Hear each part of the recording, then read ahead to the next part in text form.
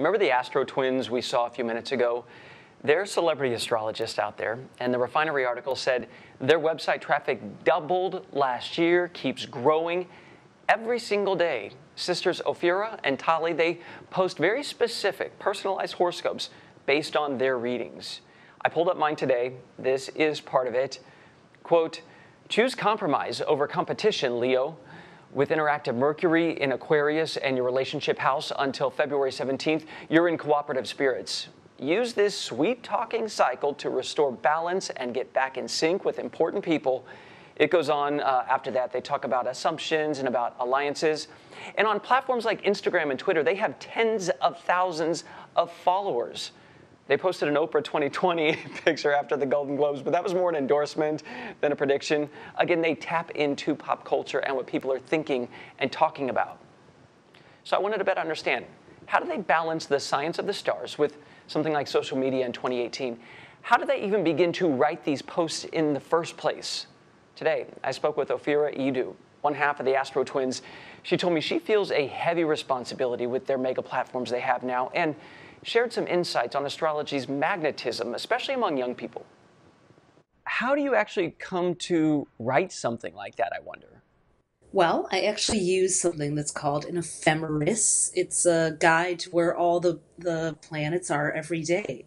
And I look at how they are in relation with each other. It can even move from minute to minute. So even someone born, say, 5 or 10 minutes before or after, you might have a totally different chart.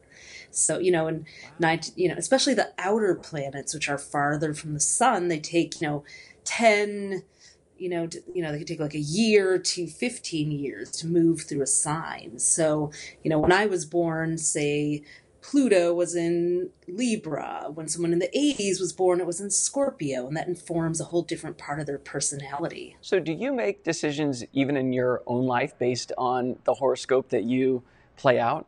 Yes. I mean, I kind of look at every day as an open-ended thing where I can make my own share of choices, but I also know what cosmic energies are available. So I know that within that, I might make choices accordingly. It seems like astrology, though, in this next generation is getting a second look. But I think the internet has made people exposed to a lot of different ideas and ways of looking at the world and ways of viewing things. So it's not that religion is no more, but spirituality has really risen up. When you hear astrology, many people think something is preordained, predetermined.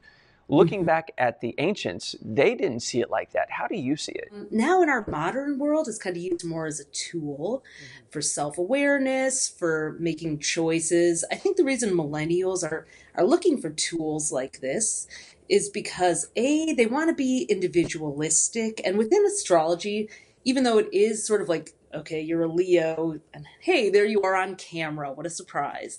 But but at the same time, it allows you to have these quirks and aspects of yourself that aren't perfect. So they like to not have the pressure of that on them. And I think, the world is more uncertain. There's more people on the planet. They're coming out of college with debt, if they go at all. And they need to make really good choices, because every choice they make can turn them in the wrong direction. How many hits do you guys get? Our website gets 15 million page views a month now. I know, it's crazy. It's like people really want to know what's going to happen. What sort of responsibility do you feel knowing that millions of people do turn to what you have surmised or divined and are using that to potentially make big decisions in their own lives? I feel a lot of responsibility. It's actually a lot of pressure. My sister and I can really agonize over every word we write, because we know that people look at their horoscope sometimes as gospel truth. And I'm very conscientious both about, things like gender stereotypes to not inducing fear in people. It's just coming from an empowering sort of coaching, psychological perspective that's helpful to people.